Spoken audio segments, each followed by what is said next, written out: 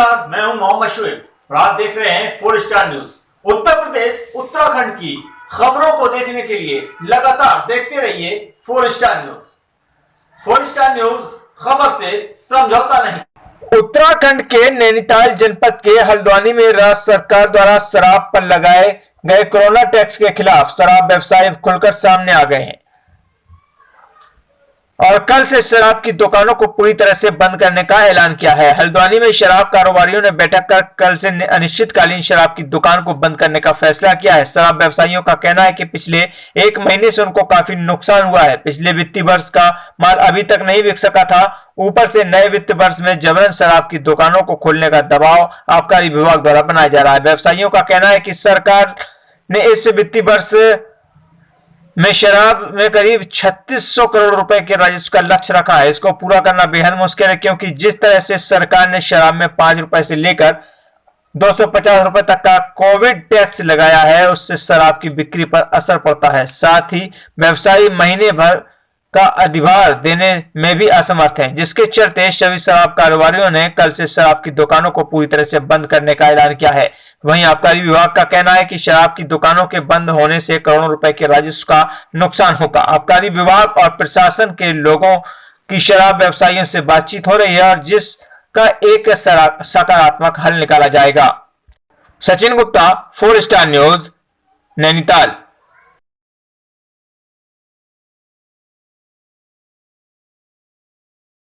शराब की दुकानें आप लोग कह रहे खुल गई है, खुली नहीं है। आबकारी अधिकारियों द्वारा हम पर प्रेशर डालकर दुकानें जबरदस्ती खुलवा दी गई है। कोई भी लाइसेंसी, कोई भी अनुज्ञापित दुकान नहीं खोलना चाह रहा था, क्योंकि पिछले वर्ष इन्होंने हमारे 10 दिन पहले लॉकडाउन कर दिया था, जिसकी वजह से प्रत्येक ठेकेदार को करोड़ों रुपए का नुकसान प्रत्येक ठेकेदार को हुआ है। क्योंकि साल के लास्ट में ही ठेकेदार अपना माल सस्ता करके अपना पूरा रुपया वसूल करता था। उदाहरण के तौर पर अभी हमारी कंपनी को जो है पिछले वर्ष का 1.5 करोड़ रुपया देना है, जिसकी मैंने जो है कहते माननीय मुख्यमंत्री से कई बार शिकायत भी कर दी। अब ये दिक्कत है, पूरा लॉकडाउन है, लॉकडाउन के कारण यातायात पूरा बाधित है। सारी प्रदेश जो है कहते सील है। कोई धार्मिक आयोजन नहीं हो रहे, कोई पार्टियां नहीं हो रही है, तो ना पर्यटन चल रहा है। ऐसे में दुकान की सेल कहाँ से होगी? सरकार ने टैक्स लगाया, उसको किस तरह से देखते हैं? जबकि इन लोगों द्वारा पहले जो है कहते कोविड-19 नाम के टैक्स का जिक्र नहीं किया था, और इन्होंने कोविड-19 नाम का एक टैक्स लगा दिया और वो हमें एडवांस में जमा करना पड़ रहा है। उससे क्या हुआ है, शराब के दाम जो है बढ़ गए। शराब के दाम बढ़ने से क्या है, जो सेल है और कम हो गई है। कितने बढ़े दाम? 5 रुपए से लेकर 250 रुपये 300 रुपये बोतल तक बढ़ गए। अब सरकार से क्या मांग है? हम सरकार से मांग करते हैं, हम दुकानें चलाने को तैयार हैं।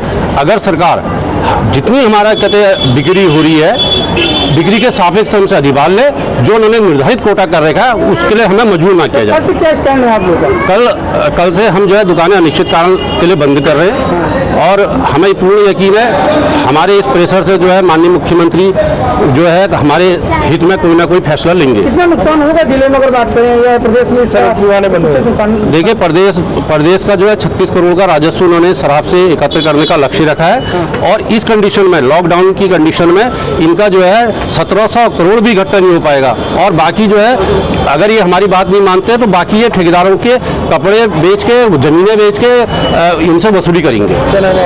पुष्पेश पांडे। अगर कुछ ऐसा कोई किसी का आता है ज्ञापन, तो वो आगे शासन में भेज दिया जाएगा, तदनुसार फिर शासन के आदेशानुसार उस पर डिसीजन। घाटे क्या कारण हो सकता है? जो दुकानें घाटे के कारण क्या हो सकता है?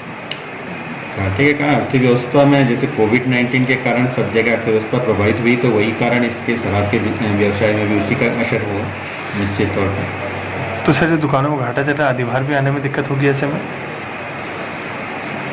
अगर बिक्री, अगर अर्थव्यवस्था आगे अगर उसमें सुधार आ जाएगा तो उम्मीद है कि ठीक हो सकता है। अगर लॉकडाउन खुल जाए, अगर यही रहेगा तो फिर उसके बारे में सरकार डिसीजन लेगी। उत्तराखंड के नैनीताल जनपद के हल्द्वानी में कोविड-19 के इस मरीज का सबसे लंबा चला इलाज। हल्द्वानी में कोविड-19 सुशीला तिवारी अस्पताल में आज एक ऐसा कोरोना संक्रमित मरीज डिस्चार्ज हुआ है जो पिछले 35 दिनों से अस्पताल में भर्ती था। इस मरीज पर कोरोना वायरस के संक्रमण के ऐसे वाकये सामने आए कि डॉक्टर भी परेशान रह गए। दरअसल बनभूलपुरा का ये जमाती संक्रमित मरीज जैसे ही कोरोना वायरस से कोविड-19 की जांच रिपोर्ट में नेगेटिव आता, फिर अगली जांच में पॉजिटिव साबित आ जाता था। इस तरह से पिछले 35 दिनों में 1 दर्जन से अधिक कोविड-19 के टेस्ट में कई बार यह संक्रमित मरीज पॉजिटिव आया और कई बार नेगेटिव। आखिरकार सुशीला तिवारी अस्पताल के डॉक्टरों ने इस मरीज के शरीर में कोरोना वायरस को खत्म करने में सफलता हासिल कर ली। डॉक्टरों के मुताबिक इस मरीज को थायराइड सहित कई अन्य बीमारियों भी समस्या थी, लिहाजा लगातार इसकी रिपोर्ट अलग अलग तरह की आ रही थी। इसलिए डॉक्टरों ने कोरोना वायरस संक्रमण के अलावा इस मरीज की अन्य बीमारियों को भी ठीक किया। अस्पताल से डिस्चार्ज हुआ ये मरीज खुद मीडिया के सामने आया और उसने बताया कि उसे डॉक्टर और नर्स की कड़ी मेहनत से इस वायरस से छुटकारा दिलाया। यही नहीं, इस जमाती मरीज ने रमजान के पाक महीने में रोजे रखने के साथ ही अस्पताल प्रशासन ने उन्हें कुरान शरीफ भी पढ़ने की इजाजत दी थी। आज पूरी तरह से स्वस्थ होकर डिस्चार्ज हुए जमाती का कहना है कि अगर उसे ब्लड में प्लाज्मा में से किसी अन्य कोरोना पेशेंट की जान बचाई जा सकती हो तो वह नेक काम के लिए बिल्कुल तैयार है। पूरी स्वस्थ होकर डिस्चार्ज हुए इस मरीज ने कोविड-19 अस्पताल सुशीला तिवारी को भी धन्यवाद दिया। Sachin Gupta, 4 star news, Nainital.